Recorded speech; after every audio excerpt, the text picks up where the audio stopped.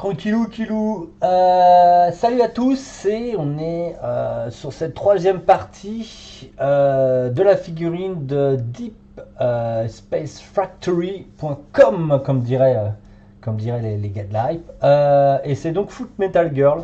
Alors on a fait déjà les deux premières parties et on a eu déjà eu un retour d'Aurélien Dio qui nous a dit hep hep, c'est bien gentil tout ça Army, mais ces avant-bras c'est de la peau. Donc, hop, on va en profiter pour faire ça. Bon, bah c'est bien, comme ça au moins ça veut dire qu'il a vu ce que j'ai fait. Et bah c'est cool aussi de corriger. Parce qu'on a vu un petit peu ce souci durant la première vidéo. En fait, dans la première partie de vidéo, on ne savait pas trop comment c'était en fait. Et n'ayant pas de visuel de base et qu'on fait tout simplement les couleurs au fur et à mesure, on savait pas. Donc là, on sait la peau. Donc, on va refaire vite fait la peau, tranquillou. Bon, vous avez déjà vu la peau, mais on va faire vite fait. Donc, ça va être extra opaque gris chaud, chair claire, Raycland Flesh Shade et ivoire ici. Hop, et voilà. Donc, on est parti. La palette, elle est là. Et bah, go. On va faire ça vite fait pour pouvoir commencer à bosser sur l'armure. Je vais tenter de réfléchir en même temps sur l'armure. Je sais pas trop quelle couleur partir. On est parti sur quelque chose de vert, comme on avait dit, on aimait bien ce côté militaire. Et donc, c'est, je pense, voulu. Déjà, j'ai commencé, j'en fous partout. C'était voulu dans la sculpture et dans la lecture de la figurine. Et donc voilà. Allez, on va partir là-dessus. Hop, ah oui, c'est vrai. On m'avait dit, pas que j'oublie de remettre ça. Tac. Parce qu'on va enlever, voilà, pour avoir un visuel plutôt cool, on va enlever, hop, la mousse qu'on utilisera, mais on va partir là-dessus. Go. On va faire un mélange tout de suite. Bon, j'utilise beaucoup de peinture, vous pouvez voir, hein, bon, on s'en fiche, hein, on n'en est pas dans l'économie de la peinture, c'est pas ce qui nous coûte le plus cher. Le plus cher, c'est toute notre pile de la honte qu'on a qui se balade. Alors, normalement, on m'a dit qu'elle était en... Ah oui, ok, je vois à peu près où c'est. Qu'elle était en t-shirt. Donc on va retravailler ça. Ouais, c'est plus un polo qu'un t-shirt d'ailleurs, mais bon. Donc on va faire une jolie base qu'on va retravailler après. Donc on va aller quand même assez vite. Ici il n'y a pas grand chose de très technique, on l'a déjà bossé, je vous ai déjà montré. Juste voilà, c'est bien qu'il a pu voir les premières vidéos et me dire qu'il y avait un petit souci. Voilà, bon c'est un peu mieux, oui ou non, mais pour l'instant on y va. Donc c'est un manche courte. Ok, donc on est là sur quelque chose de beaucoup plus militaire. Alors, il faudrait que je regarde la tâche. La tâche est donc ici. Comme je dis, là, ça ne nous dérange pas si on déborde un petit peu. Parce que... alors attendez, on va peut-être enlever un peu de lumière. Parce qu'on n'a pas fait encore l'armure. La luminosité, on va enlever un petit peu, sinon ça va pas être lisible. Voilà. Pareil, je suis toujours obligé d'adapter la lumière par rapport à ce qu'on bosse, le sujet qu'on bosse.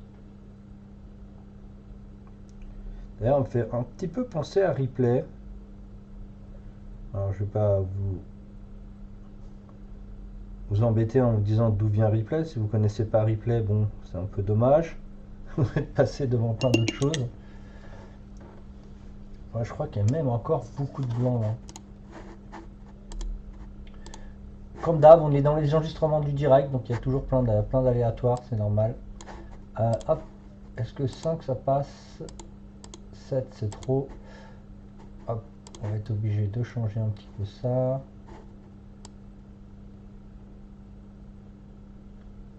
Faut que j'aille à peu près ce que j'ai en face de moi et ça me paraît plutôt pas mal.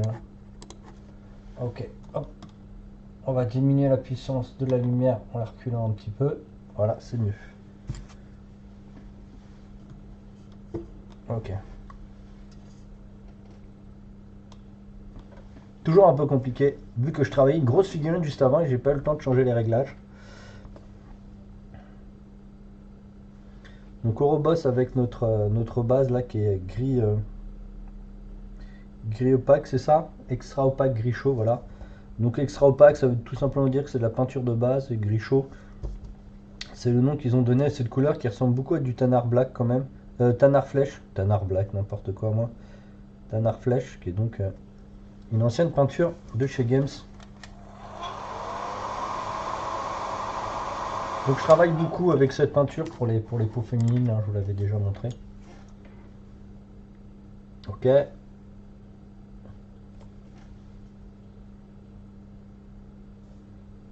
On va bosser sur un premier éclairage de la zone.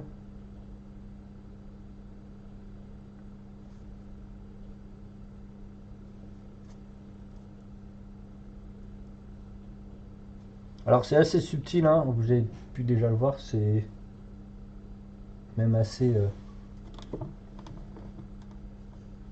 c'est assez compliqué à mettre en image. Ça m'énerve cette luminosité là. 30, ok. Ah, c'est pas ce que je voulais faire. C'est absolument pas ce que je voulais faire. Ok, on va recommencer du début. Ça va être un peu mieux, je pense. Ah, c'est un peu mieux déjà. On va peut-être diminuer un petit peu.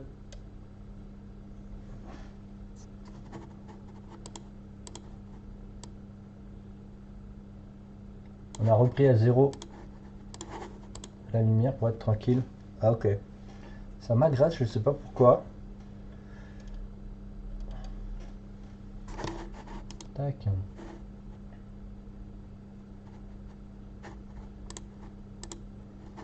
Mhm.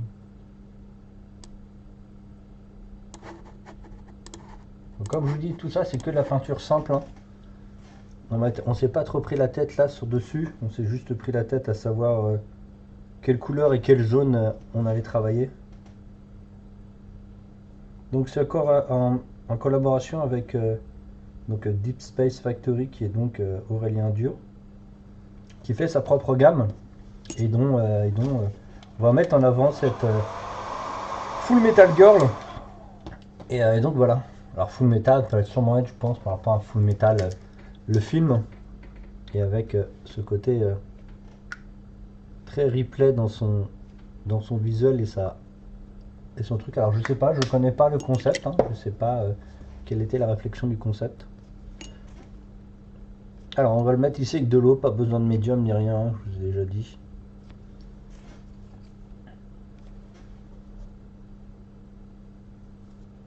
Donc une première base. Hop. On reprend un petit peu ce qu'on a fait, hein. On va sécher pour aller plus vite et on va chercher à comprendre la couleur de l'armure. Les cheveux, moi je les vois peut-être un peu brun ou châtain foncé. Peut-être quelque chose comme ça. Je sais pas encore, hein.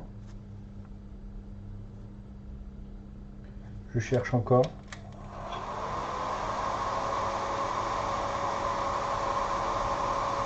Ouais, je fais tout dans l'accélération.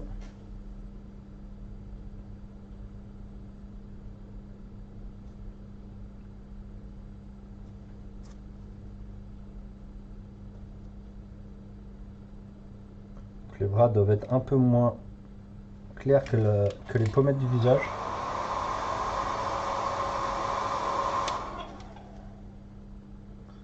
Vous allez croire que c'est ma ventilation de PC qui fait ce bruit-là. Bah non, pas du tout.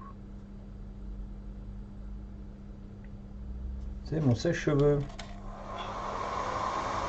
Alors c'est chiant, mais bon, je peux pas vous cacher les méthodes, hein.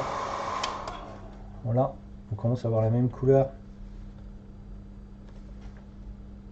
que le visage.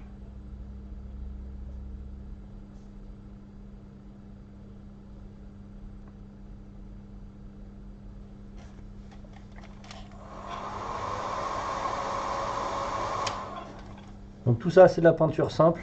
On n'est pas là pour faire des trucs de concours ou des trucs un peu fous. On est là pour mettre en avant la figurine et regarder ce qui est intéressant.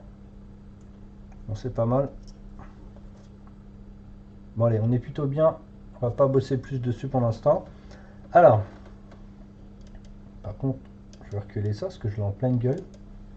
Et je vois pas très bien. Alors, on continue. Donc maintenant qu'on a les bras, ok. Là, il y a une sangle ici qui doit donc tenir le pactage. Ouais, c'est ça. Donc on va chercher l'armure. Donc je pense avant de bosser l'armure qui est ici, on va peut-être faire les cheveux qui est en profondeur. Donc on va chercher une couleur. Alors, je pense qu'on va mettre quand même un petit peu d'ivoire là.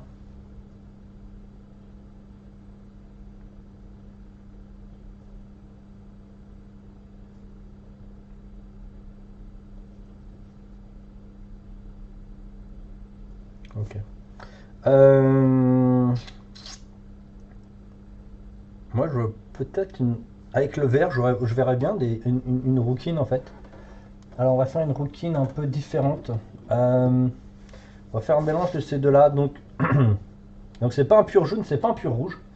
Donc uniforme japonais de Seconde Guerre mondiale et cuir rouge. Donc 823-818. Et on va bosser avec ça. Donc il y en a un qui est qui est très ocre. Et bah, un ocre rouge et un ocre jaune finalement.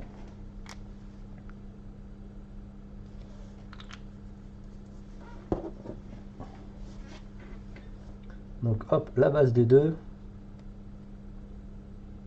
Et on va tirer plus ou moins vers le jaune ou vers le ou vers comment ça s'appelle ou vers le rouge.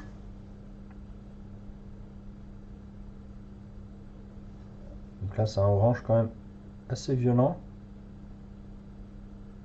On va garder quand même un côté quand même girly à la créature. Bah la créature. Si je dis créature ça va pas le faire mais ce character.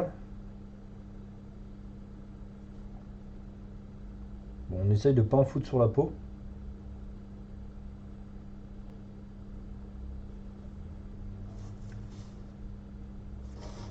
Donc pareil, quand je fais mes bases comme ça sur mon primeur, euh, je fais quasiment pas de dilution, juste j'humidifie mon pinceau pour pas qu'il soit sec au moment de poser la peinture, sinon la peinture sèche sur le pinceau lui-même. Et donc ça devient assez compliqué.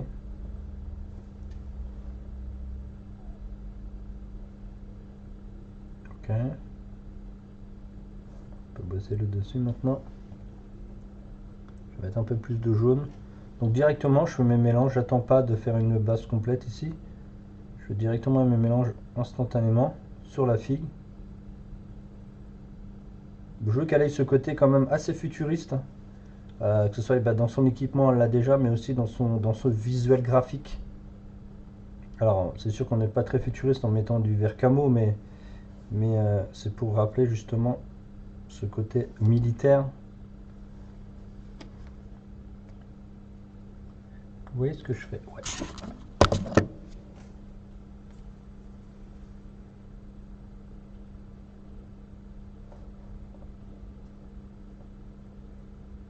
Donc le fait qu'on n'attend pas que ça sèche est beaucoup plus facile à travailler et vous donne un rendu plus clean que si vous attendiez et que vous travaillez à la pointe ou au point par point, ce qui est assez dommageable pour la qualité et comment dire, la, la solidité de la peinture.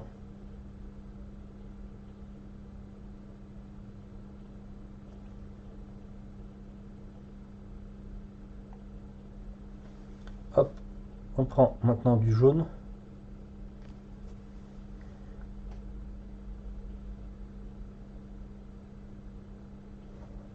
Alors c'est un camo, c'est uniforme japonais plutôt.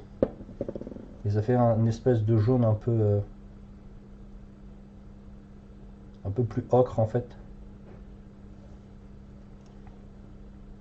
Donc pareil là, on va pas peindre les cheveux. J'ai vu énormément de gens faire ça. Je trouve ça inutile de peindre les cheveux comme si euh, comme si malheureusement c'était du métal. Je suis allé chercher des bombes, mais plus de noir. Alors j'ai pris de l'anthracite. Oh, l'anthracite, c'est pas la même chose. Il est brillant, du tout pad. Fallait prendre du primaire dans ce cas-là. Mais l'anthracite, tu pourras l'utiliser sur les véhicules.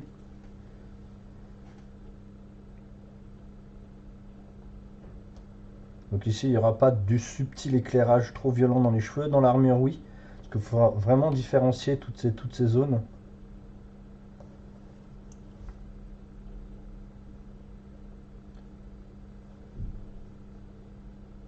Ouais, bah ça fait rien.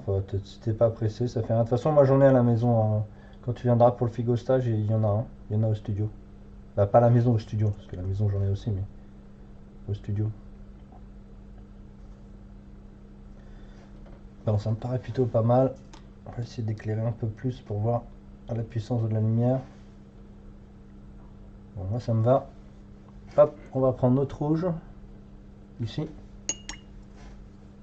On va faire un shade. Permet de lisser et d'unir un petit peu. Alors c'est pas un glacis parce que là, un glacis serait un petit peu plus subtil et je ferai quelques zones.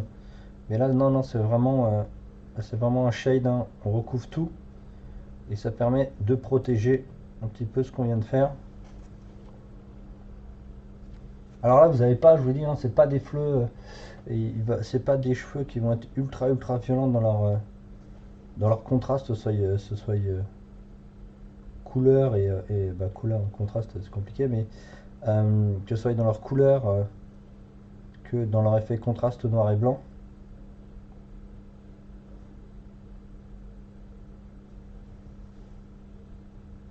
Le rendu suffit assez. Hop. On va sécher. On va quand même faire un petit peu plus long la vidéo parce que dans un premier temps on a loupé un petit peu. Voilà, on sèche, c'est plus du tout brillant. On va prendre notre ivoire de base qu'on avait pris et on va prendre notre jaune pour nous faire un beige. Alors je prends pas un beige direct parce que voilà, je préfère choper la couleur de base et faire un mélange. Si c'était une couleur de base qu'on aurait dû prendre, on pourrait prendre beige. Donc là en fait, regardez, hein, je mets ma peinture et j'atténue avec mon doigt pour juste laisser des tout petites parties. Pas pour faire trop violent.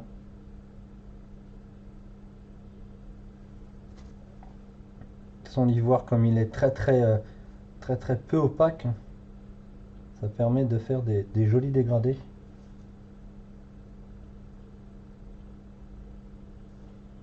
Je pense qu'on n'ira pas plus loin que cet éclairage.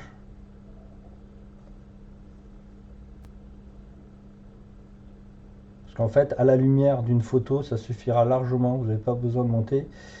Océan et en plus, elle sera lisible à la, comment ça s'appelle, au visuel réel, c'est-à-dire sans une tonne de lumière là. Faire des photos comme certains aiment bien mettre. Bon bah voilà, hop, une petite base toute simple, pas très compliquée, c'est assez simple. Je pense qu'on va s'arrêter là pour la vidéo. Alors je suis désolé, elle était un petit peu... Oh, on peut faire la natte, mais la natte je sais pas pour l'instant, peut-être rouge. Et donc je vous dis à tout de suite pour l'autre partie. Ciao.